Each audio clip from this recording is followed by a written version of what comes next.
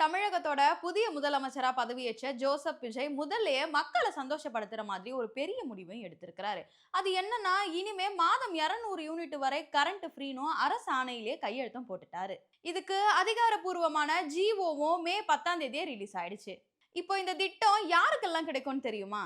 2 மாதத்திற்கு சேர்த்து 500 யூனிட்டுக்கும் குறைவா கரண்ட் யூஸ் பண்ற வீட்டு கன்சியூமர்களுக்கு அதுல 200 யூனிட் முழுக்க முழுக்க ஃப்ரீ.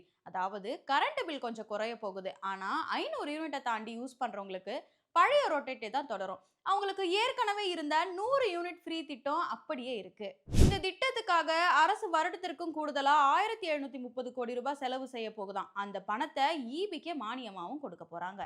எதிர்க்கட்சிகள் எல்லாரும் 200 யூனிட் இலவசம்னு சொல்லிட்டு இப்ப 500 யூனிட்டுக்கும் குறைவா பயன்படுத்தக்கூடிய உங்களுக்கு மட்டும் சொல்றது மக்களை ஏமாத்துற செயல்னு இந்த திட்டத்து மேல பல விமர்சனங்களை வச்சாலும் இந்த திட்டம் உடனடியா அமலுக்கும் வந்துருச்சு. அதாவது மே 10 2026 முதல் இந்த 200 யூனிட் ஃப்ரீ கரண்ட் நடைமுறைக்குமே வந்துருச்சு. மொத்தத்துல மக்களுக்கு ரிலீஃப கொடுக்கணும்னு தான் விஜய் அரசு முதல் நாளிலேயே ஒரு பெரிய அனௌன்ஸ்மெண்ட்டையும் போட்டிருக்குன்னு சொல்லலாம். இந்த மாதிரி அரசியல் தகவல்களை தெரிஞ்சுக்க டெலக் தமிழ் சேனலை ஃபாலோ பண்ணிட்டு இந்த வீடியோக்கு ஒரு லைக் போட்டு உங்க ஃப்ரெண்ட்ஸ் அண்ட் ஃபேமிலிக்கு ஷேர் பண்ணுங்க.